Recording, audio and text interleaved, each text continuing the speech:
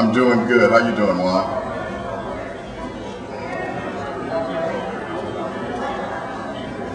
Right now, the National Black MBA Association, combined with the Connecticut Minority Dealer Supplier Organization, is having an Entrepreneur Summit. It's an all-day event. We started out at about 7 in the morning with yoga and lessons. We had financial hour of power. We also had certification with some of the governments. And then the real deal making that's going on right now with a lot of the minority businesses having booths, exhibiting, and then we're going to end it off at the end of the day with the martini meet and greet. So we're going to be networking, wheeling and dealing, and trying to get, you know, more brothers and sisters with different business opportunities.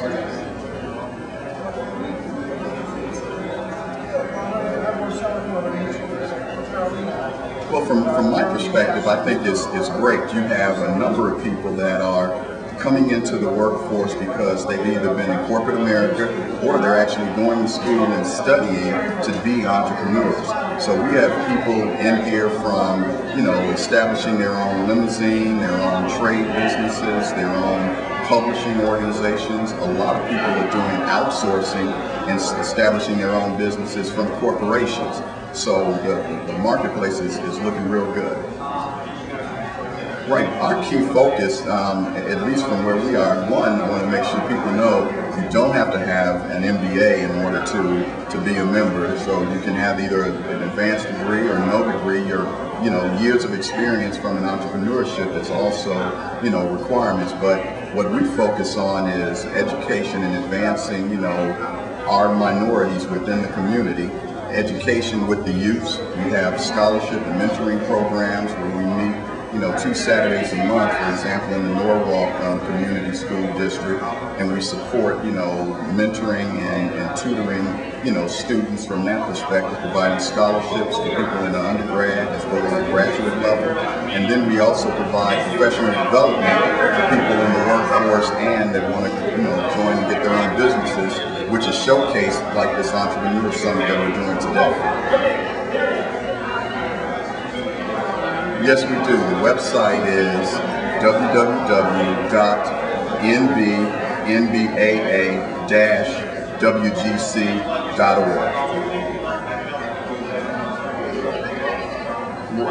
Yes.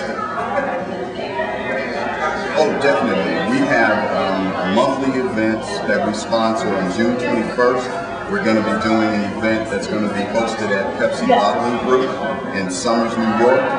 And that's going to be on June 21st, and then we're going to have another event on July 19th, and we're going to have our national meeting in September, and then we're going to also do an NBA Summit, which is another full-day training session hosted by Pitney Bowes, and that's going to be in October.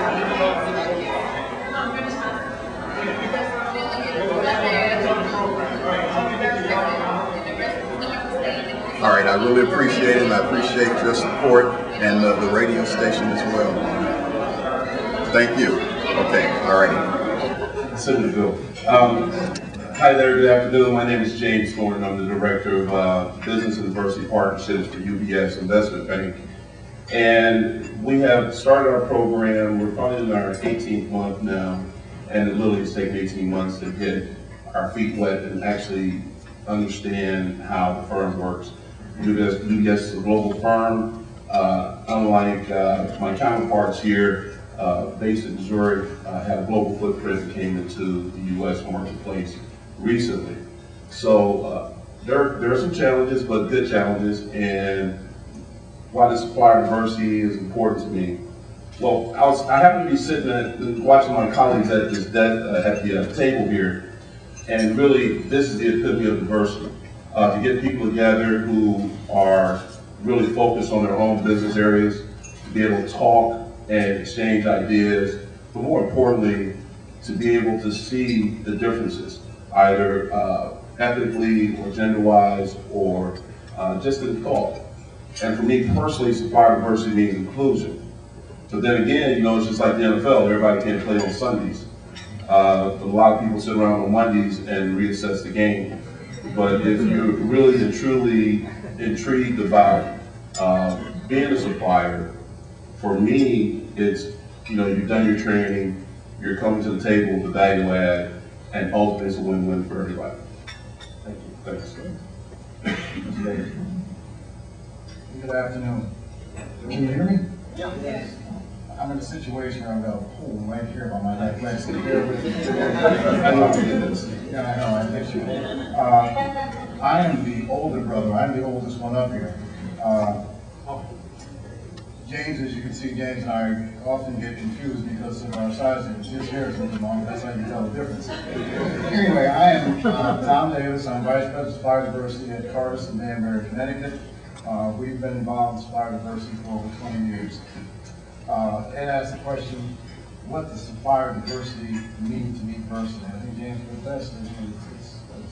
It's inclusion, and from a purely biased standpoint, capitalism. And I think that's where I'm all in this room. You can't dress it up any other way. We're here for money.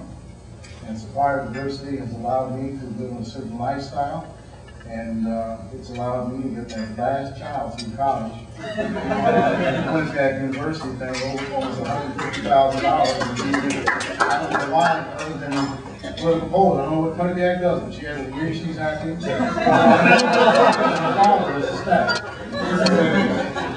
It's something, I enjoy life, and I enjoy having fun. And I know that Dr. Fred puts out a newsletter every week. And the week before, 2 weeks ago, he put in a little, and finally, he asked children what they want to be when they grow up. These are 5, 6, 10-year-old children, they don't know. It took me over 50 years to realize what I wanted to do. Supplier diversity is it. I believe in having fun. This is my passion. This is my life. This is my joy. And let me stop right now. Is anyone from Cardis or Realty in the building? I would do this for free.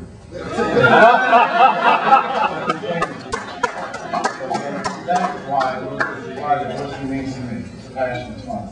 Thank you. Hello everyone, my name is Kevin Byrne. I'm the Manager of Business Diversity Development at Pitney Bowes, and delighted to be here to represent Pitney Bowes not only in the panel but at our booth. And also proud that Michael has seen it necessary and approved to be a major sponsor of the event. I'm sure that will continue the foreseeable future. I kind of knew that question was coming. What does supplier diversity mean to me personally? And I'm not certain I got a great answer for it, but some similarities with what Tom said. I've been the manager of supplier diversity for PB for about 10 years, since the department formally was organized in 1997. And I knew the department was being organized, and I was determined to become part of it. I had acquired some responsibilities back in my corporate purchasing days at Pitney Bowes that inclined me to do certain things, the GSA compliance and some other reporting. And I soon realized, again, what Tom said, this is what I want to do, this is what makes me happiest. I don't want to do anything else, and frankly, I think I do a decent job at it. So, and I'm not sure I do it for free, but I have a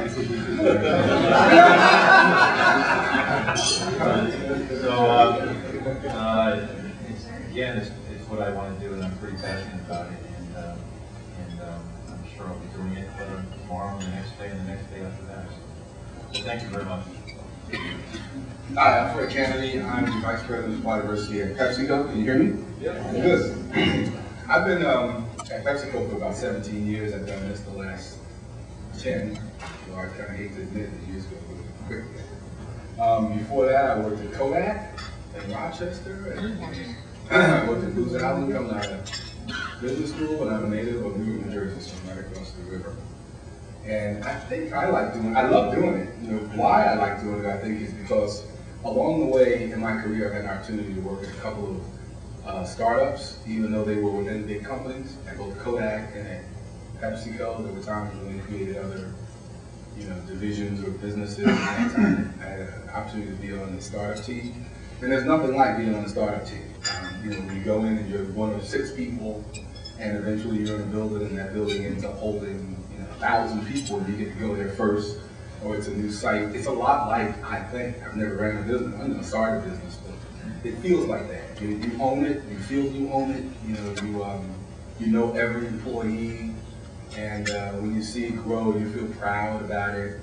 And also my dad owned a small business growing up. It was an electronics store. You know, he did radios, TVs, but I remember being that, he called it the shop, you know, in the shop with him. And, you know, having customers come in and going within, deliver and pick up things. So, above all, it's our way, I think it's my way of giving back. I feel like when I can help someone, you know, get some of the Pepsi money, then, you know what, I'm kind of making a connection. So, thanks for being here. Thanks. No, I'm going to get right into as I look at the landscape of aspiring entrepreneurs or small business owners to begin with. One of the biggest issues we deal with as small business owners is this of scale and scope. Let me start. I think that one of the things, you hit the nail on the head. A lot of companies are scaling back. They're looking for larger companies. MBAs might want to talk to each other. And you don't have to be in the same industry to talk to each other. And what I suggest is find someone who's successful. Find out what they had to do. Put your thoughts together. Come up with an idea. If you're in IT, and I see a lot of IT firms that get calls all the time. I'm an IT firm, I want to do business with cars. I get these calls. You know what?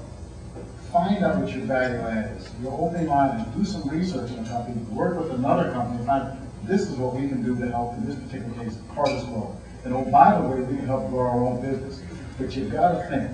You're going on an interview.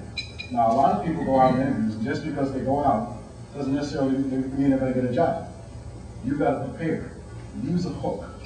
The hook I always use is Valerie Cooper called me up 4 or 5 years ago. I don't know this woman from Adam at this time. I'm Valerie Cooper, I'm president of Picture That, and I know pumpkin shavers. That may not mean a lot to any of you out there, but pumpkin shavers meant something to me. I forgot about everything she did. You gotta have a hook. She did her homework. She talked to other people. What's gonna get this guy's attention? You need to get together with other MBEs, find out where they're going, find out what companies need. They may not need your service. You may have to combine your service with another company. So you gotta do some more research. It's called R&D. Major corporation, UTC does it all the time. Cardis is always doing research and development. It's not an easy process. Use the people you've met today networking. Call me up. Call Ed Rodriguez. Call Dr. McKinney. Call James Thornton. Call Kevin Byrne. Call Fred Canada. Find out where your needs can be applied to what company. Maybe somebody in Cheyenne, Wyoming. Holding around so much. I would, you know, I take a very simplistic view of this, which is you definitely have to research not only who you're speaking with internally at the corporate level, but understand the demographics in the marketplace. You know, we just heard about the 2050 shift, what the dollar spend is going to look like at that point. And I've got 2 words for you, Seelig School. And the Seelig School at the University of Georgia slices and dices demographic information, spend information, and actually shows you the market shifts in each state from a commodity standpoint. Many of the firms are regionalized. You know, very few MD firms or one-man firms have a national distribution. So you also have to look at where your niche is, and can you start with a second-tier relationship with a major supplier? Second tier is what it is, and it's, you know, it's good negotiations. As a prime, when the prime comes to us, you know, our folks don't negotiate on your behalf; they negotiate on the contract. But you have to understand, it's getting your foot in the door. But more importantly, I would definitely tell you, because I am a student of it, is that you look at the marketplaces in America where you're seeing these demographic shifts, seeing the commodities that are being purchased, and you get all this information, and the guy who runs the organization is a great guy. Take a trip to Athens is worthwhile, and look at where you need to target your goods and services. I was just going to say, I'm not sure from where I sit in supplier diversity if the procurement process is getting any easier. It's getting far too complicated. Pitney Bowes is currently under an initiative, a cost savings initiative called 2 for 1. It's cost savings certainly, but it's also reducing the quantity of what we're buying, so therefore returning more to shareholders and so on.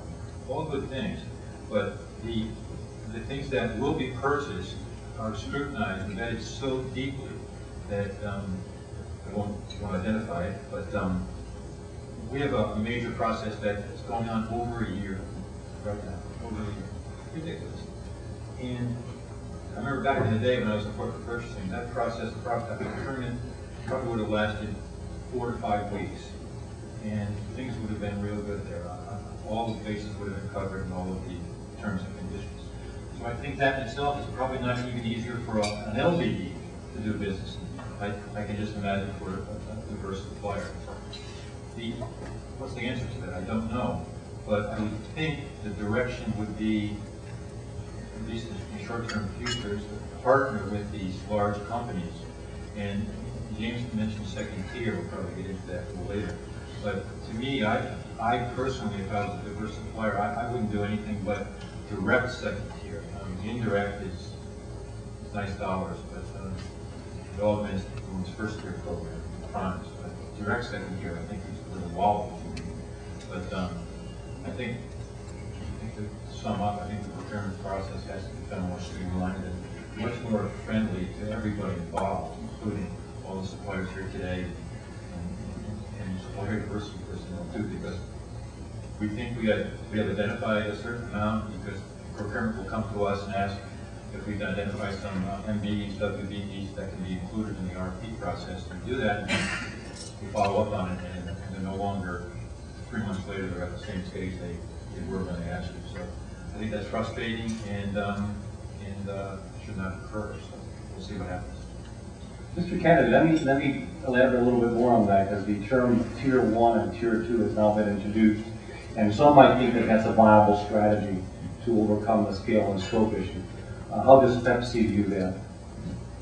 Well, I agree with a lot of the comments that you just started by saying that. It's a competitive game, and I don't think we are trying to. Everybody's not going to get to supply Pepsi. Everybody's not going to get to supply some other companies, but the companies that win are the companies who, for whatever reason, had the right strength, the right capability, the right service, the right relationships that worked for them. And maybe they were also in the right supply areas that happened to meet the need at a particular point in time. There are people who do business with us that have been talking to them for 3 or 4 years. And the right contract comes up, the right need comes up. Some of it is persistent, some of it is, it's not ordained. Just like you may not get a job with, certain companies, you just don't. But what you do is you have the strength, you get to know yourself, and you have that faith and commitment that, you don't put all your balls in one basket, you go out and you attack a number of companies, having done your research, having understood what you're selling, because I like people that approach me, tell me what you're selling me. Don't say, here's what I made. That's not, we're buying something we need. If you don't sell it, we have no reason to talk. So don't tell me what you make. That's nice, but if it's not what I buy, what are we going to do? So, first and second tier only exacerbates. First tier is talking about a company that buys high volumes of bottles, cans, whatever we make. So if you're in manufacturing and you try to sell to a company who does high volumes, you're going to get cost pressure and it's going to be tough. At the second tier level, you have a better chance, again, we'll get into this, you have a better chance, but then it depends on the people at the company like myself who, how strong is our ability to make sure those companies come to the table. That's not right. Tom, you introduced the thought of the hook. How do we do the homework and so forth for the hooking? There's no doubt about it that all of us, in one way or another, have a hook. We all believe that our value proposition is bar none the best value proposition. That we are not just the best salespeople, we are the best company, we provide the best services. We feel that, we believe it deeply, otherwise we wouldn't got into business. That said, from your perspective, how do we have to position our value so that it is more appealing to you? Yes, sir. I think, again, it goes back to the research and development stage. If you select certain clients to go after, find out a little bit more about them. Find out when they're in the office, what they're like. I mentioned Valerie. She mentioned pumpkin shakers. That's how she got her foot in the door. Because now I'm interested in pumpkin shakers. I was talking to the gentleman earlier today. I said, here's the look. Cardis is doing business with a firm out of Richmond, Virginia, one of the largest minority-owned van lines in the country that have inter- and intrastate capabilities. The way they got their foot in the door, our contact with the University of Syracuse, the contact at Young Moving Stores out in Richmond went to Virginia Union. These guys started talking, well, he went to Virginia Union. Charles Oakley came out of it. That's the only claim to fame to basketball. Oh yeah, well you guys never won any NCAA championships. That started the conversation. I also talked to the people at Young Moving Stores and said, you know, the senior VP of our moving service operation is an avid Yankee fan. You want to establish in your mind, we're not just talking business, we're two people just chatting about life. You may want to find out about if they have any children, or the children in school. Anything, that's part of your research and development, your R&D. Find out if this person likes the Yankees, call him or her up. A guy gets in at 6 o'clock in the morning, the Yankees then come up and say, so the Yankees did a great job. What it does, plant a seed in his mind. You know, some group move, this case comes up, who are we going to use? Let's get that mover out of Virginia, that minority owned. You got to plant the seed. If you're in the corporate world, you're saying, well, how can I get my president to really believe inspired verse? I heard this a long time ago from Fitz Avery from Avon. And to this, again, don't anyone from Realty or Cardis in here?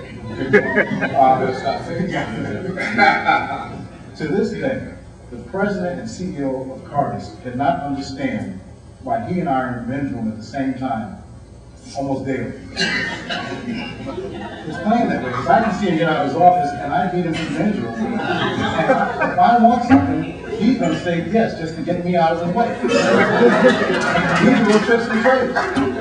But you gotta establish a relationship. As Fred said, this is what I'm selling. This is what you need, this is what I'm selling. You establish that foundation.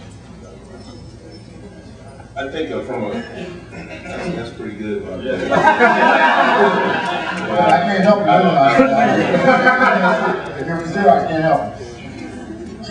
You know, when I think about it, it's again, I kind of see things in a pretty pure way, which is really utilize the resources of the Supplier Diversity Council and other professional organizations. And I'll give you an example.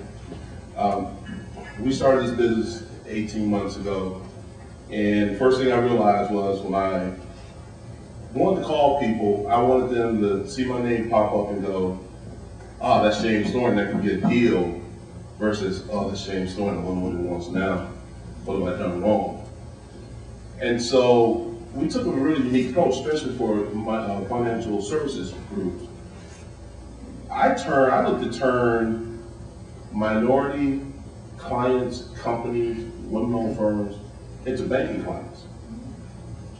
And so this compelling story, when I go to my colleagues in sourcing and to colleagues in other business areas who are looking to source, because we have a decentralized program that we're trying to centralize with right now to centralize. And we say, well, I'd like this company to be considered, A, because I've already vetted them, but more importantly, they're a client. And that's the bottom line to it. And so if you feel that you're at that mid-cap space and you're trying to grow, there are a lot of VC and private equity and emerging organizations that are holding conferences. I'm more than happy to tell you about them because they're all listed in my little book here. That you should go out to and just network. The key is networking, and not just understanding the corporate culture, but understanding that there are people out there who are looking for firms to invest in. But you got to have the hook. Got to be a quick hook. okay? And it can't take long because people are moving. And ultimately, if you get your foot in the door, that's when you just gotta kick it in. The one thought I'd offer as an MBE who's also tried to sell to all these folks and others, the one thing that I've always noticed MBE is that we can do better, is that our data is not, companies are data driven for the most part. But when we make our presentations, we're words driven. We forget to put all the data, the reasons, what's the reason why it's good for them to do business with us? What's their return on investment? See, it's about them, it's not about me, it's not about my company anymore. If I want them to buy my product or services, I have to justify in their eyes, not in my eyes. And oftentimes I see our presentations laden with words, but little on the numbers. So I would say the numbers are what we need to focus on to add to our presentation so we can convince these gentlemen that we are the right company to do business with. We're looking at a supply diversity program. Mr. Kenneth, can you share some, what's PepsiCo's supply diversity program? Well, let me just give you a couple highlights. We have, first of all, the company, PepsiCo, is 3 different divisions. One is Pepsi, most people know, soft drink company. The other one is Frito-Lay, which is out of Dallas. Most people know Frito-Lay, because everybody eats chips, the Doritos, the Tostitos, whatever. The other one is Quaker and Gatorade, which is out of Chicago. That was a merger or something happened a couple years ago. There's one supply diversity team, which I head, but there are people located in each of those cities. So there are people in New York, there are people in Chicago, there are people in Plano, Texas. If you're trying to sell to Pepsi, you need to connect with us in one of those locations. So now you can go online, obviously the internet's everywhere, and do your www.pepsico.com. You know, our website will come up and you'll see supply diversity. I would recommend that anybody interested at least goes out and looks at the website and sees what's out there. The way that I would recommend you actually try to connect with our group is to register, but then to send an email to one of those managers, either to me, to the manager in Chicago, or Dallas. And that depends on what you're sending. Now, you guys are here, you're from the Connecticut region, so email me. I'm at fred.canady@pepsi.com. Because just like Tom was saying, it really starts from a relationship. And at some point, you know, it's nice to be registered in the database, but the database doesn't know you. So we'll go in that database and we'll search it if we've got an RFP coming up for, you know, your name, business cards. But again, we're going to be data driven. And that's the case. Well, how long have they been in business? What are their references? How big are they? Where, you know, if you talk to me and I buy what you sell, then at least you can, you know, I can help cut you to what I call the recommendation. I mean, that's what we do. What we really do is tell you who buys what you sell. It really comes down to that. And you get beyond the database to a person. Now, when you get to the person, you're on your own. I mean, this is, you know, I told you who said who buys it. That's it. Go get it. You know, so then of course I can help you articulate. If it's independent, I mean, you're talking so such generalizations. There are situations when I really want to go to that meeting with you. But you know, we're talking about a big span of, I'm not going to go to the meeting with everybody. But it depends on what you're selling. It depends on what we're buying. It depends on if we're trying to create a company, which, you know, we have talked about doing, you know, certain products. There's everything's a what if. And that's why it's so hard, you know, for the average supplier like you, because we're a big company. And I, you know, how many of you do I really go into the meeting with? I can't.